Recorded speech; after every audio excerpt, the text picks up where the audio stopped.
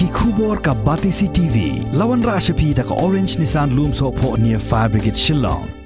Ka Sorkar jilla ha ka khalai trek ubnai nailor 8000 arpuai kala menjur ban wanra Bujli no da ka rule ka Thymmai ya ka ba antip no kum ka Meghalaya medical attendance rules 8000 arpuai hadin bakaladon ka jing terwa ban pendam no ya ka Meghalaya medical attendance rules jong usnem khat khandai spa prapuai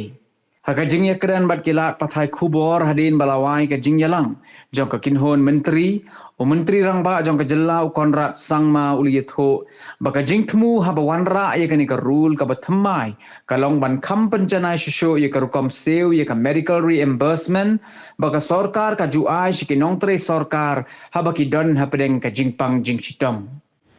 There was a proposal to repeal the Meghalaya Medical Attendance Rules 1981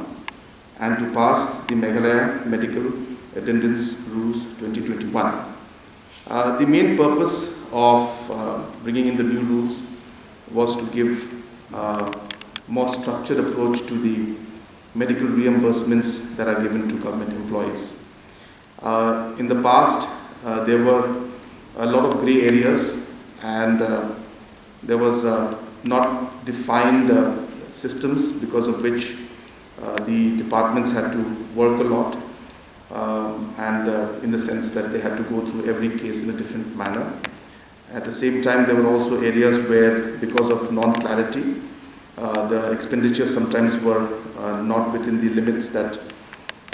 should be, and therefore, keeping all these factors in mind, the Health Department has proposed that new rules should be made, and in these new rules, limits have been set on the expenditures in different categories, as well as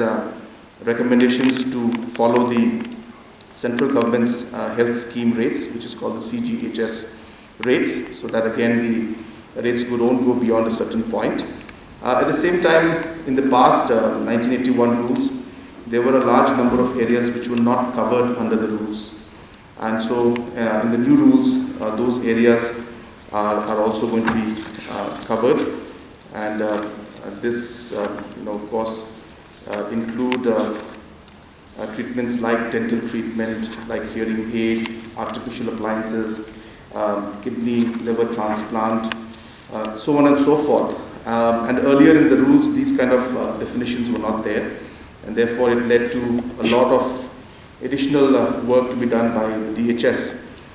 And therefore, these rules were necessary. We are hopeful that with these rules, the overall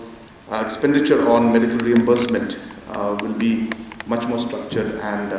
will also be done in a much more controlled manner.